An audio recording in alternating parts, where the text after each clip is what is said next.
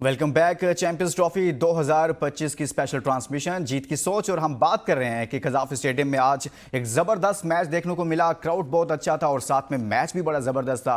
Quality cricket देखने को मिली और ऑस्ट्रेलिया ने इंग्लैंड को शिकस्त देकर ये मैच जीत लिया है। लेकिन एक चीज़ हम यहाँ पर आपके सामने रखेंगे कि इंग्लैंड ने, अगर बात की जाए पावर प्ले की, तो पावर प्ले में इंग्लैंड ने 73 रन बनाए, सिर्फ 2 खिलाड़ी उसके आउट हुए। इसी तरह से ऑस्ट्रेलिया ने 76 रन बनाए, 2 खिलाड़ी आउट हुए, यानी कि आसपास थे। लेकिन पावर प्ले का इस्तेमाल कितना खूबसूरत किया, 73 और 76। इसी तरह से बाउंड्रीज की बात की जाए दोनों टीमों की, जहां पर डॉट बॉल खेली जाती है, वहां पर इंग्लैंड ने 28 चौके लगाए हैं, 7 छक्के लगाए हैं। मजमूई तौर पर 35 बाउंड्रीज लगाई गई इंग्लैंड की जानिब से, और ऑस्ट्रेलिया ने इस मैच में 36 चौके लगाए, 9 छक्के लगाए और मजमूई तौर पर 45 बाउंड्रीज लगाई गई हैं। पैनल हमारे साथ मौजूद है, इसका आगाज करते हैं।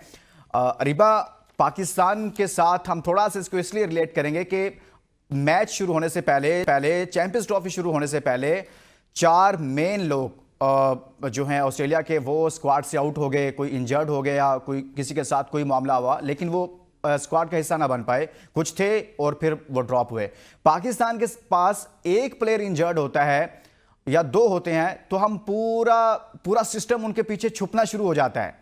लेकिन उनके 4 नहीं थे, लेकिन आज उन्होंने कितना जबरदस्त तरीके से मैच खेला और कैसा इंटेंट शो किया कि क्रिकेट खेलते कैसे हैं। ये ऐसा क्यों होता है कि हमारे यहाँ एक स्किप हो जाता है, हम कहते हैं वो पूरा टूर खराब हो गया है।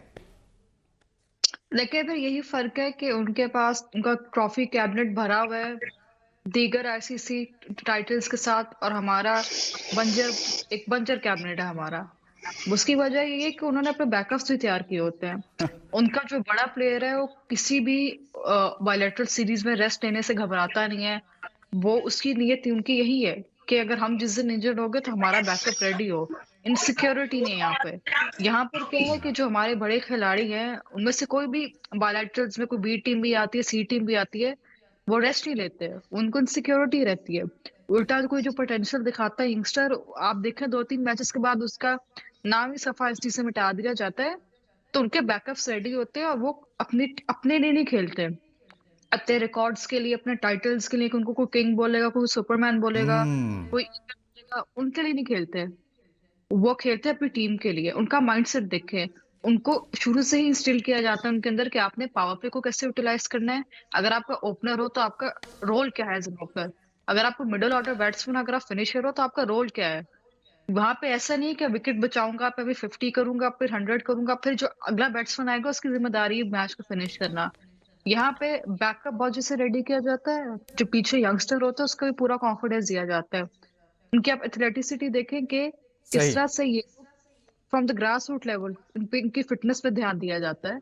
तो उनके पास कोई भी सिचुएशन है वो सही। डरते नहीं है। उनका माइंडसेट है जीतने वाला, वो मैदान में भी वही करते हैं यानी कि वो चाहे। जीत की तरफ जाते हैं। ठीक है, ठीक है।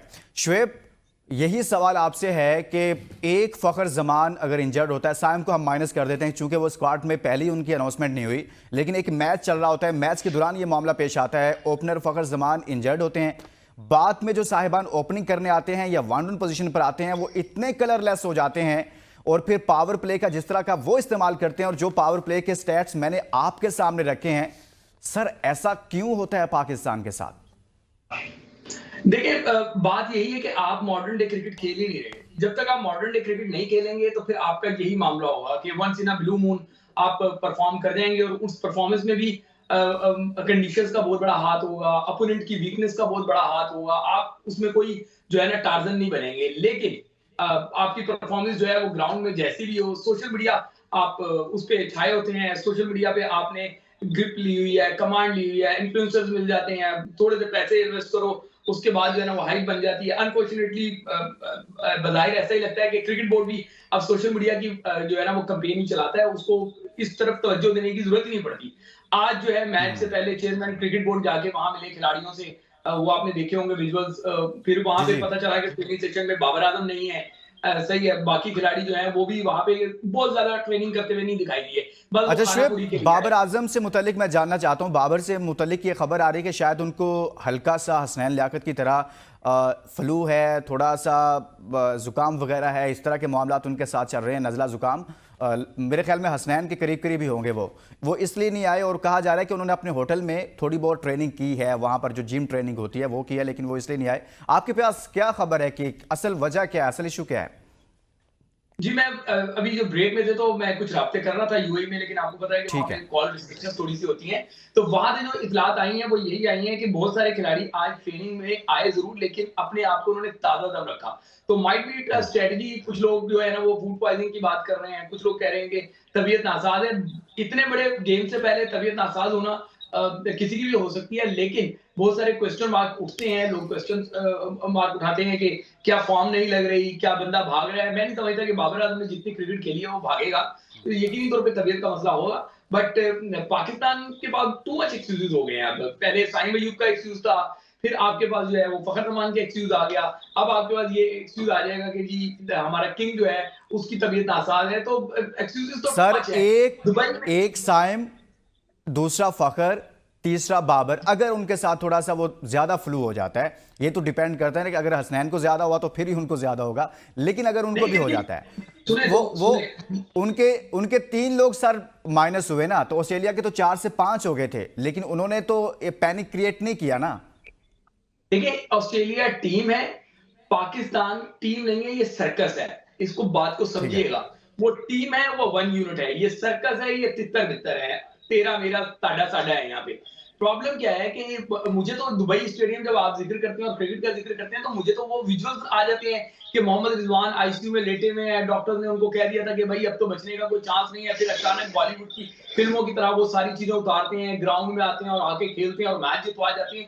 तो फिर ये जज्बा सिर्फ रिजवान के अंदर ही है, फिर ये जज्बा बाकी खिलाड़ियों के अंदर क्यों नहीं नजर आ रहा? ठीक है, मुझे तो जब किसी की इंजरी का मैं सुनता हूं तो मुझे मैक्सवेल नजर आ जाता है कि मैक्सवेल जो है वो इंजरी के साथ जो है वो 200 रन बना जाता है। हमारे वाले 20 भी नहीं टपते। सही है, अजीब से मामला है। मतलब जहां पे भी आप देखेंगे ना आपको प्रोफेशनलिज्म नजर आएगा, ना कमिटमेंट नजर आएगी। अभी आकिब जावेद की प्रेस कॉन्फ्रेंस में सुन रहा था, तो आकिब जावेद जो है वो हेड कोच है, इस मैच से पहले आए हैं और वो आके क्या बयान दे रहे हैं कि एक मैच ही है, हार गए तो क्या हो जाएगा। ठीक है, ये दाग हार का दाग और लग गया, धो लिया, ये मीडिया वाले कहते हैं खिलाड़ी प्रोफेशनल है, उनको इससे जो है ना वो गर्ज नहीं होती। फिर उसी में वो कह रहे हैं कि जी वो 90s की क्रिकेट में होता था कि अगर बॉलर को 60-70 रन बच जाते थे, 50-60 रन पड़ जाते तो वो महीना महीना उसको उसकी जो है ना वो परेशान करते थे कि मेरे साथ क्या हुआ है। अब क्रिकेटरों को ऐसा है नहीं। क्यों जी, क्रिकेट तो वही है ना, 50 ओवर भी वही है। थोड़ी क्रिकेट का पेस बढ़ गया तो थोड़ा सा जज्बा भी बढ़ जाना चाहिए। पाकिस्तान क्रिकेट में यानी जज्बा सर जज्बा बढ़ गया ना, वो कह रहे हैं कि अगर आप 70-80 रन पड़ गए हैं तो हमें कोई मसला ही नहीं है। वो कह रहे हैं कि कोई मसला ही नहीं है, अपने फास्ट बॉलर्स को सर डिफेंड कर गए हैं वो। सर मैं यही तो कह रहा हूं ना कि इनको तो कोई मसला नहीं है। मसला तो उस 25 करोड़ आवाम को है जो बिलबिला रही है, जो तिलमिला रही है, जो चीख रही है, जो दर्द में है, जो आंसुओं में है। लेकिन वो सारे आंसू जो है वो ड्रेसिंग रूम की एक तस्वीर के पीछे छुपा दिए गए। बाकी तो कौम के आंसू की कोई अहमियत ही नहीं है। बस मैं आखिरी बात करूंगा फिर आप आगे चलिएगा। एक तो ये कि दुबई में इंडिया हारा नहीं। दुबई क्रिकेट स्टेडियम की बात कर रहा हूँ, ठीक है ना। दुबई में वनडे की बात करें तो इंडिया हारा नहीं है। दूसरी बात ये कि आप ये देखें कि इतने बड़े मैच से पहले इंडिया आपको इतना हल्का ले रहा है कि उन्होंने अपने बच्चे को प्रेस कॉन्फ्रेंस के लिए भेजा है, शुभमन गिल को प्रेस कॉन्फ्रेंस के लिए भेजा है। यहां से पता चलता है कि वो इस गेम को प्रेशर समझ ही नहीं रहे। मतलब आप नाची हैं, आप कहीं जाएंगे, बड़ा हाई वोल्टेज गेम है, बहुत प्रेशर का गेम है, वो इंडिया की टांगें कांप रही हैं। हकीकत तो ये है कि आप जो है वो नजर आ रहा है कि कितने को आप मूड में है, कितने को आप रिदम में है। सब रोजे अयां की तरह रोशन है। सही हो गया।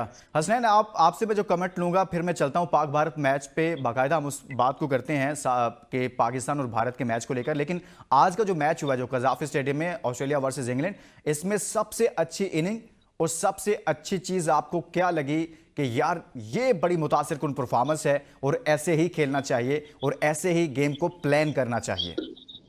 देखिए, पहले मैं थोड़ा सा ऐड करना चाहूंगा बाबर आजम के मामले में। बाबर आजम को सुना है कि फ्लू हो गया या उनकी आंखों में इन्फेक्शन है, तो मैं खुदा रहा बाबर आजम साहब इस वक्त आप माहौल बनाने की कोशिश ना करें, क्योंकि ये माहौल बनाया जाता है, एक्सक्यूजेस बनाए जाते हैं कि हमारा साइम पहले ही इंजर हो गया था, हमारा फखर पहले ही इंजर हो गया था, उसके बाद किंग अगर लेकिन हसनैन यार हो सकता है ना, हो सकता है कि वो वाकई में कुछ ऐसा हुआ। आप भी तो हुए हैं ना, बड़े मैच से पहले सारे ही हो जाते हैं। आपको भी फ्लू हो गया, तो ये तो एक नहीं, नेचुरल सी चीज है, हो मुझे सकता है इतना ऐसा फ्लू हुआ हो। बिल्कुल भी नहीं है कि मैं कल ग्राउंड में नहीं आऊँगा। मैं उनसे भी यही हम्म। कहता हूँ कि ग्राउंड में आएँ, परफ़ॉर्म करें, लेकिन ये खबर देने का मकसद ये है कि अगर उनसे परफ़ॉर्म ना हुआ तो फिर हमें ये बताया जाएगा, ओहो!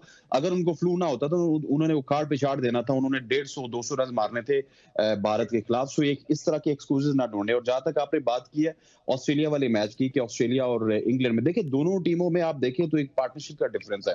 एक तरफ रूट और बेन डेकेट की पार्टनरशिप है जिसने पूरा एक जो है वो इनिंग्स को बिल्ड किया, क्योंकि इंग्लैंड के ऊपर बड़ी जो है वो क्या कहते हैं तनकीद होती थी कि इंग्लैंड की टीम उस तरह से परफॉर्म नहीं करती है लेटर ओवर्स में ओडीआई क्रिकेट में।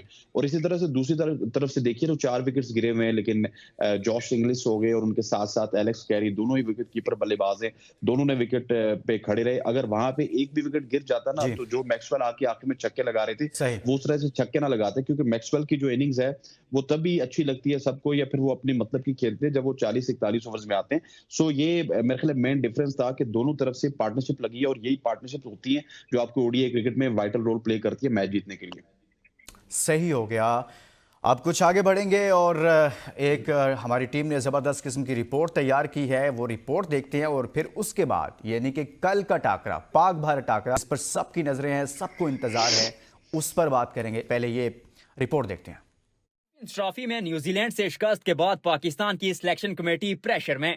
इंजर्ड फखर जमान की जगह इमाम उल हक को तलब तो कर लिया, मगर क्या वो आते ही टीम का हिस्सा बन जाएंगे? अगर इमाम उल हक मैच खेल जाते हैं तो फिर 15 रुकनी स्क्वाड में मौजूद उस्मान खान का क्या काम है? क्या सिलेक्शन की वजह कोई डील या पर्ची है? रवायती हरीफ भारत के खिलाफ मैच से कबल कौमी टीम बहरान का शिकार। सिलेक्शन के म्यार पर सवालात और टीम की कारकर्दगी ने पीसीबी की नींदें हराम कर दी। लेकिन आज हेड कोच आकिब जावेद साहब ने प्रेस कॉन्फ्रेंस भी की है। प्रेस कॉन्फ्रेंस में वो क्या कह रहे हैं, थोड़ा सा आपको दिखाते हैं। जी, तो आकिब जावेद साहब को आपने सुना, वो क्या कह रहे हैं। अरिबा, आकिब जावेद साहब कह रहे हैं कि हमें पता है इंडिया के पास 4 से 5 स्पिनर्स हैं, लेकिन हमारे पास बेहतरीन फास्ट बॉलर्स हैं, यानी कि दूसरी टीम 4 से 5 स्पिनर्स ला रही है। कोच कह रहे हैं कि हमें पता है और हम अपने फास्ट बॉलर्स पर इन्हिसार कर रहे हैं। सर, वो गलत रीड कर रहे हैं दुबई को, या हम गलत रीड कर रहे हैं दुबई की पिच को और वहां की जो गेम, वहां पर जो जैसे मैच होता है, चल क्या रहा है? आई थिंक हमने तो पूरे टूर्नामेंट को ही गलत रीड किया, चाहे वो दुबई में हो रहा है, पाकिस्तान में, कराची में, लाहौर में, पिंडी में। हमारे तो 15 के स्क्वाड की सिलेक्शन ही गलत है।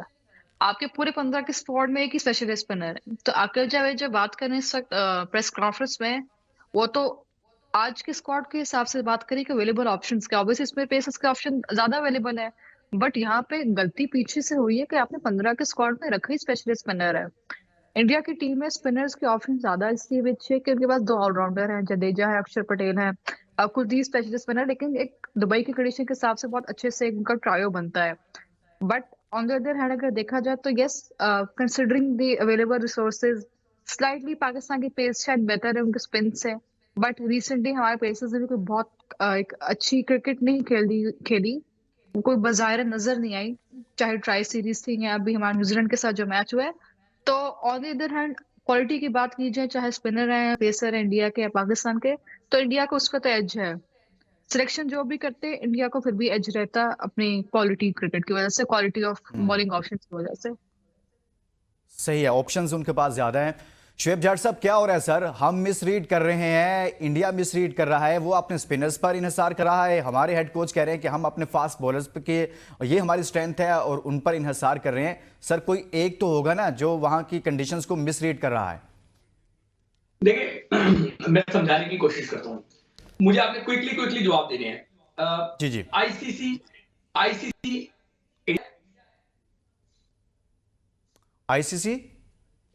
आईसीसी इंडिया है सर, ऐसे करीब करीब है ना। चले, नहीं आप थोड़े कंफ्यूज है, मैं कर देता हूं। जय शाह जो इंडियन क्रिकेट के अन्नदाता हैं, वो जय शाह आईसीसी के किंग हैं।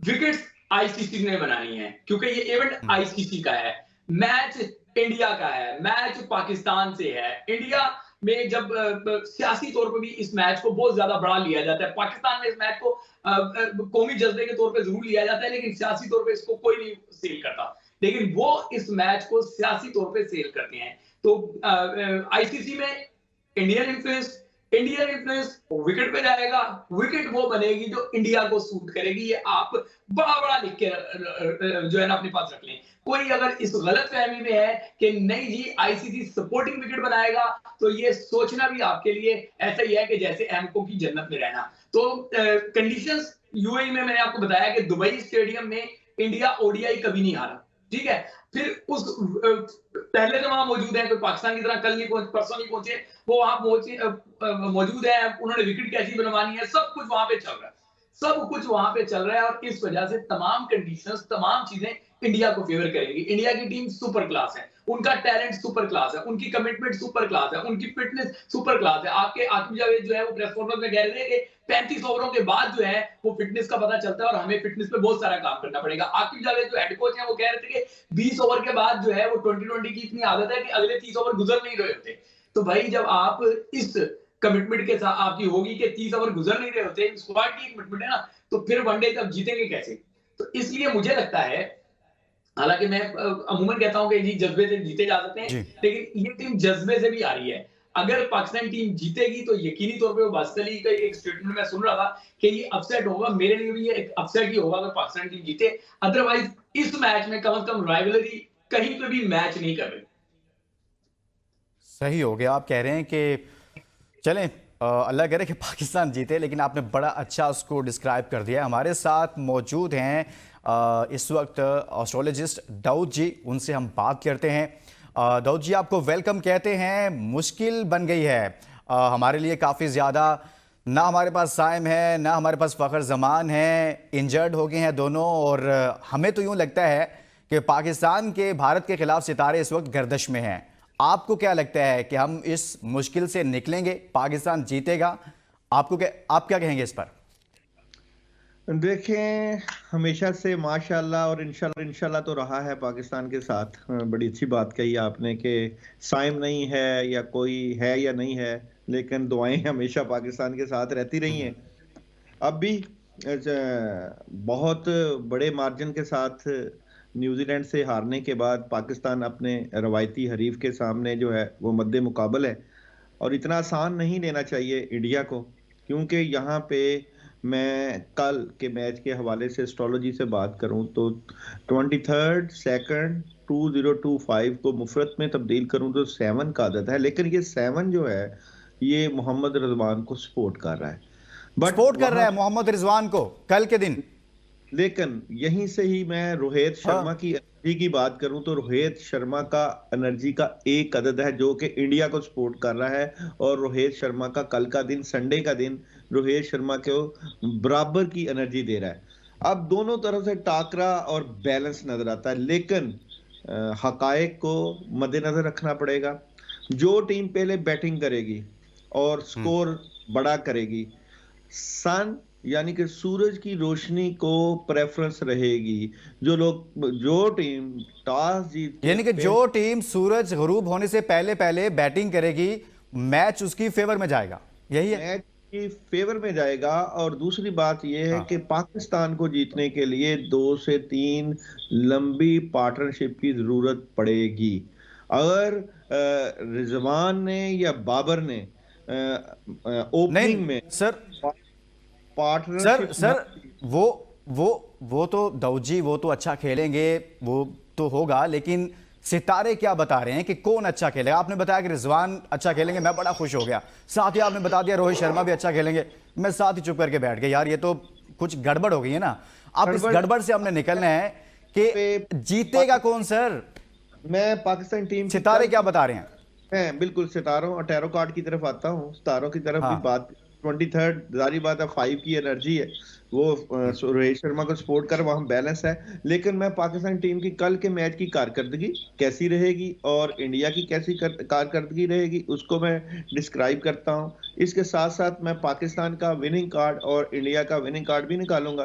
तो मैं सबसे जी सर जल्दी पाकिस्तान और इंडिया के मैच में पाकिस्तान की क्या एनर्जी नजर आती है। तो पाकिस्तान का पहला कार्ड है जस्टिस, बॉलिंग और बैटिंग और फील्डिंग में आपको बैलेंस नजर आना चाहिए। सेकंड कार्ड में बहुत अच्छी 3 खिलाड़ी बहुत अच्छी परफॉर्मेंस करेंगे, लेकिन स्कोर कम हो सकता है। स्कोर कम होने से टीम के ऊपर प्रेशर हो सकता है और टीम के सर ऊपर चले सर, इसको हम इस तरह करते हैं ना, बाबर आजम का रन करेंगे सर, उनके सितारे क्या कह रहे हैं?